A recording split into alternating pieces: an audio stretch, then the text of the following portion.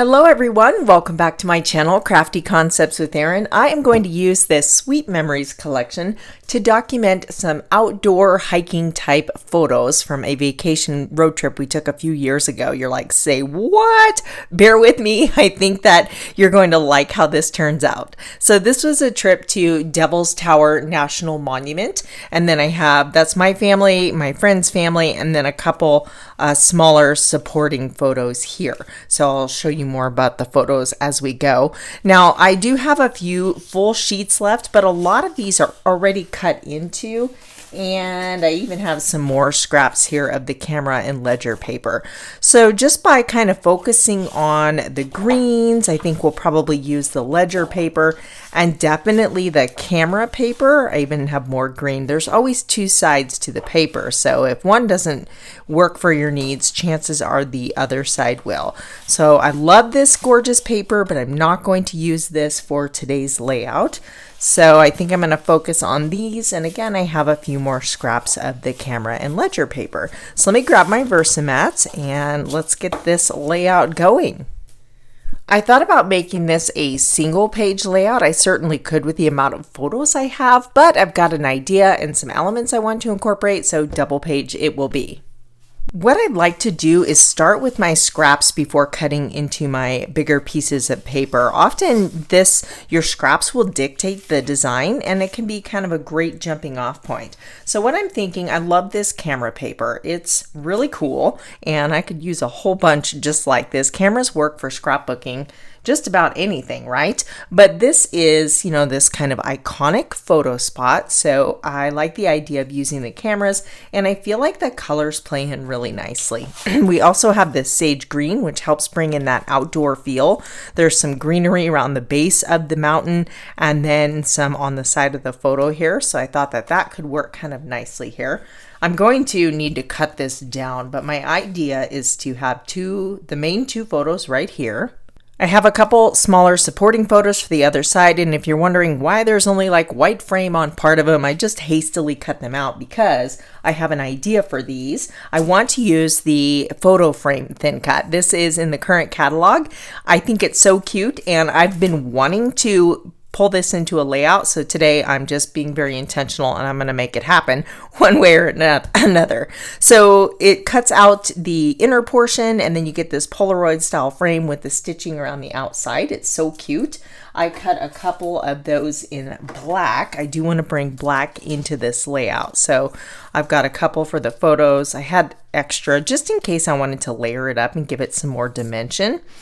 But these are going to fit in here. So this is driving up, looking at the Devil's Tower Monument from far away. And then my friend and I sitting up on a lookout bench, checking out the view from the top. Well, it's not the very top, but there's a trail hiking around the base of the monument. So we just kind of stopped to take in the view. So I thought these would be kind of fun little snapshots, like in our Polaroid camera here, or Polaroid frames. And these will go on this side. So I think I'm going to need to pull in some white daisy. Let me grab a piece here. And basically I want to mimic these papers on the opposite side. So we've got a narrower strip of our camera paper here. So the camera paper can kind of go any which way. If you're cutting it, always kind of be mindful of what's on the opposite side. This would dictate that I'd have to use it this way and not this way, but that's okay. We're using the camera side, so it doesn't really matter for this one. And then we'll just kind of bring these in, maybe wonky in the center. I think that's going to be super cute. You could even, there's room for 3. Like if you wanted to do, if you have 3 photos, I don't. This was kind of towards the end of the trip and we weren't taking as many pictures. So I could do something like that if you had more. But maybe we'll kind of tuck one of these over on the other side to bring that element over. I also have more of the green paper that I can bring onto this side to map behind those. So I'll be doing that. And then I do have a whole nother piece of the ledger paper that I can just maybe cut a strip and add that in somewhere over here. One design element I do want to point out, you'll see me do a design like this often where I have kind of this, pattern on either side, pushed to the outside, and then your photo's in a linear spot across the center. But one thing you can do, so if I'm going to do that, I like my paper to go all the way to the edge so that it looks continuous. So I will work that into my design. But if I don't want them to be exactly symmetrical, sometimes I'll stop this paper short so that it can do something totally different on the opposite side and be maybe a larger piece to accommodate my photos, rather than having it go to the edge and then all of a sudden you have this jump. It's just kind of a little thing, but sometimes it makes a big difference in the overall visual look of the finished project. So just by, giving a little space so it's contained to its own page. Hopefully that's making sense. I am going to cut this down. And again, when I share design tips like this, these are not hard and fast rules. They're just little ways my brain works in deciding, how to place my paper layers. So I'm going to cut this down. I'll be right back. I cut this to 10 inches wide. It was already 9 inches tall, and I think I might leave that because that is giving me a nice canvas to add my title. If I were to cut this short, that's pretty busy to try and put a title over it. So this is a more neutral background and my title will kind of pop off of that space a little easier. So I'm thinking about, I want to incorporate this somehow. So I'm thinking about maybe up in this area here, we could kind of make that part of a design element just to kind of carry that feature over from the opposite side. I've just got a piece of scrap white daisy hair. We'll just put that back there for, oh look, that fits almost perfectly. I'll have to trim down the sides a little bit, but we can use that to kind of house smaller embellishments. And I'm going to work on the title. You guys are getting a sneak peek at an upcoming product. This is called the Outline Alphabet, and it's a die set, and I'm going to show you how these look when they cut out. But this is going to be a good size. So I think I want my title to say Devil's Tower, which is kind of a long word. So I think these are going to fit. I'm super excited about having this in my stash because the other two alpha dies I have, these are both retired, but these are like workhorses in my craft room. This is the slim alpha die, which is really tall. It's narrow, so you can fit a lot, but it's tall. And then this one, I can't remember the name of this. Classic. I think this was the classic alphabet die, but they're big. So you can see this is a really nice size. It's bold enough to be like a title element, but small enough you can fit bigger words. So I was like, yes, add that to the stash. And again, it's going to look really neat with the different options you can do with the outline. So I'm going to cut this out in black, I think. This is a great use for those little leftover black scraps. Also, you can punch out letters, but yeah, I think black's going to look good. That's going to give us those 3 points of black. So I will cut out Devil's Tower and I'll be right back. Okay, so this is what you get with one pass of the die. You get the solid inner portion and you also get the outline. So there's a lot of different things you could do with this. You could just use the solid portion, you could just use the outline, or you could cut the outline in a different color and have, like if I wanted to do a white outline around the black letter, I totally could do that. In fact, I might try that. But yeah, I think this is really neat because you have the versatility of, using both and getting different looks. So I'm going to go ahead and spell out Devil's Tower.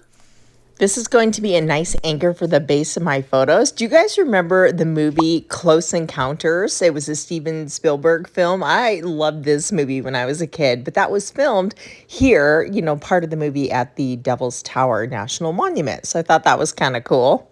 Just a random little fun fact. Just for fun, I cut it in white also, but I'll show you. Can you see all the different layers in there? So you can just, sometimes they get kind of stuck in there. You just pop them out with the little paper piercer and you have all of your pieces. So the inside and then the negative. And of course you'd want to save this little guy too as that one. Did you see that just jump off my hand onto the floor? And, oh, and now the cat's going after it. It's so easy to lose those little pieces, but you could just go cut another one, thankfully. So you could do something like this, where you have the black with the white outline. Don't forget the little inner portion there. Or you could do the complete opposite and take your white letter with a black outline or shadow, which really makes that pop.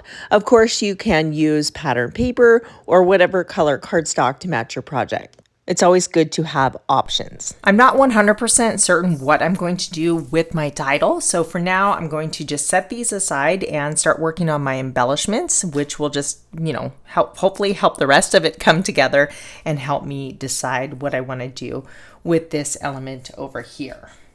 I walked away for 2 seconds to get a drink and came back to this, which is the aftermath of Dave. I have 12 feet of desk space, and this is the spot he chooses to lay. So typical. This is another sneak peek, and I'm not going to show you the entire set because I don't want to ruin the surprise. You'll have to wait for my catalog walkthrough reveal.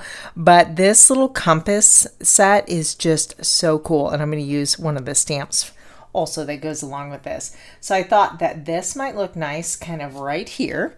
And then I pulled one of the stamps that says, "Let's explore together." And I think it's going to fit perfectly right there. So let's do it. Let me scoot my Versamat out of the way. I have my foam pad down for better stamping. We'll set this little guy right here, and I'm using mist ink, which is the color of the cameras in the pattern paper, so that should coordinate beautifully.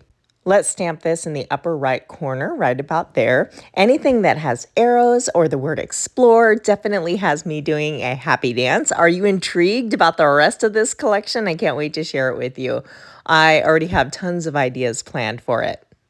This will act as a visual anchor for the smaller embellishments I'll add to this area. So we'll layer this little guy over the top of the photo here. And now I do want to add black ink to the edges of all my pattern paper and also these photos. I've printed them with a white border, but I just want a little bit of that black shadowing. It's subtle, but it does make a big difference in the end result. So I won't make you watch all of this. I will do the rest off camera and get everything adhered down. I introduced coffee in the compass, so I want to repeat that elsewhere on the layout. I cut this strip of paper, it's 2 inches by 12, and it's going to house my title. So this will also kind of act as more of a visual anchor for my photos to sit on. So let me just kind of spread out my letters here. Looking at this, it definitely needs something else. This little border stamp is from the same stamp set as the compass and the explore, and it's a series of arrows pointing in different directions. So this is what we call tone on tone, where you're using the same color ink as cardstock. So it gives just a nice subtle look. Let me just, I'm going to go off the edge here, so I put a piece of scratch paper. That is better, but I still don't love it. I don't know, it just feels a little bit off to me. It's okay, but it could be better. Let me cut this down to a little strip and anchor the title that way. And you know what? I do like that. Sometimes less is more, right? We do need to bring in some green to this side, and I did end up cutting that the same as the left-hand page. I have a whole sheet of ledger paper, so I could carry that all the way across, but I don't want to use my solid sheet. So I am utilizing this scrap, and we're just adding a hint of it. I don't want the writing on the top because it's too matchy-matchy with the other side, so I'm cutting off 2 sections from just the ledger portion of the paper without the added detail to sneak in on the top and bottom. I don't think I give my Cricut spatula enough recognition. This is such a handy little tool. So we'll slide that under, and then I did repeat this design element to carry all the way across. I'm thinking some nice pine sprigs will be good to tuck in around these embellishment clusters, and I know I have some here in my embellishment binder. Now, I shared this recently in a craft room organization video. Actually, let's use some of these black arrows too. And when I shared this, a lot of you were concerned because you grew up with these photo albums and they ruined pictures. I grew up with those albums too, and I remember trying to salvage the photos with my mom, and they were just permanently adhered to the page. So, a lot of you were concerned that's what would happen to my embellishments, and, time will tell. But the technology, I would like to think, has changed over the years. Those old sheets were not acid-free, they were not archival safe, and these are. And at first I was kind of concerned that they would not be sticky enough. I could use some of those. And I will say that this is definitely helping me use up my embellishments. But anyway, I was thinking they might not be sticky enough, but they are, as long as you give ample space around the shapes for the top layer to stick. But my goal is to use these up and not store them in here for 10 plus years. So, maybe over time they might come really stuck down, but so far they peel right up super easily. I know that some embellishments, I have purchased some in the past from other companies that are paper thin, super, kind of cheap. I'm just going to use the word cheap. And maybe those type of embellishments would have a problem. These are cardstock, but so far so good. I'll, keep you guys up to date as time goes on, because so far I am loving this system.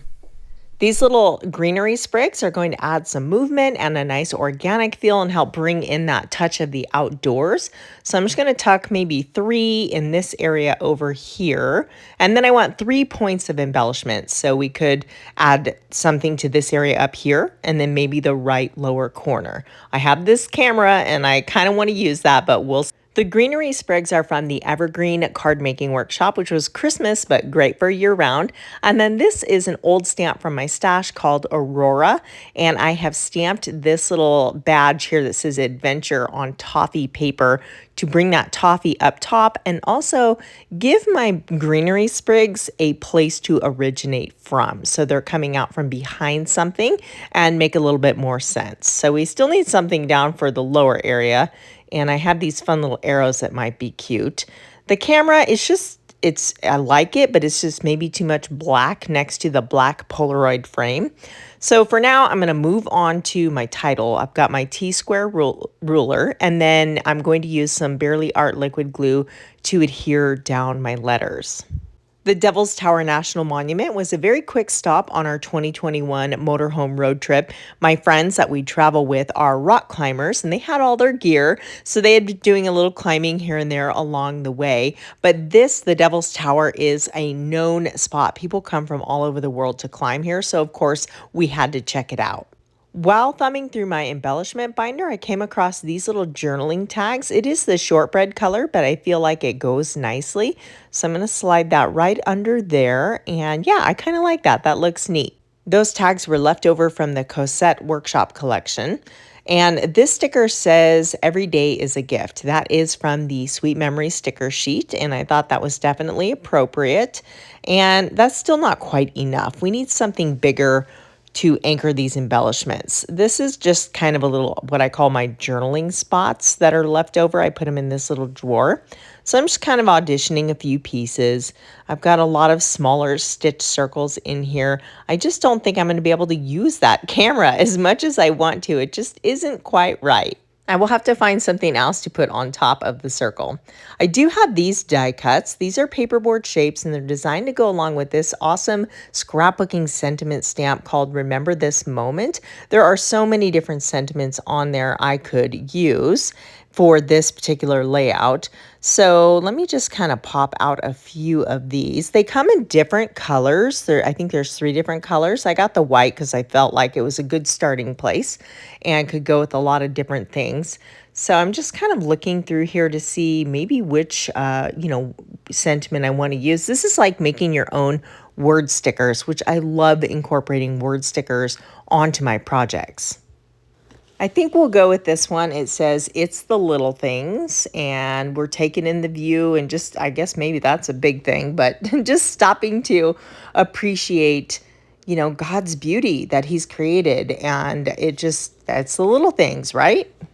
You do want to be careful when stamping on these. You want to go straight down, give it a moment to soak in, and then straight up so it doesn't smear. And it is paper, but it's just a little bit slipperier of a surface than actual the cardstock paper. So we've got just enough room to kind of tuck that under our Adventure Outside badge and get these little guys nestled here.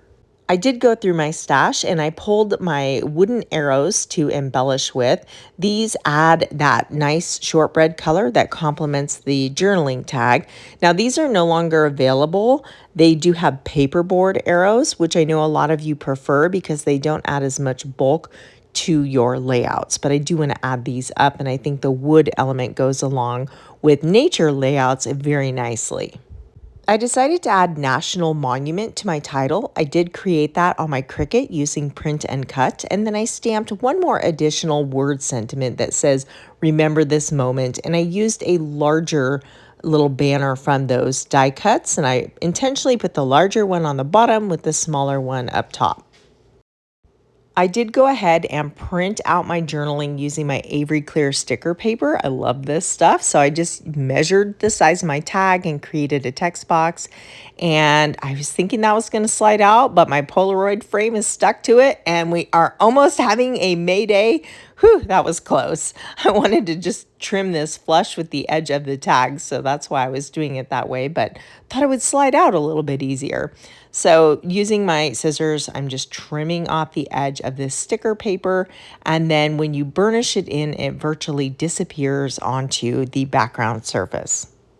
Well, did you guys doubt me that I could use the Sweet Memories collection for a outdoor and nature themed layout? I hope that you enjoyed this and that it gets you thinking and looking at your paper collections in different ways. Everything I used that is currently available is listed in the description box below. And of course, the sneak peeks won't be available until March 1st, so stay tuned for those. If you enjoyed this layout, hit that thumbs up button, and it would mean so much to me if you shared it with one of your crafty friends that would also enjoy this type of project. Thank you so much for watching, and if you're looking for more outdoor inspiration, you're going to want to watch these videos right here. I'll see you very soon here on YouTube. Bye.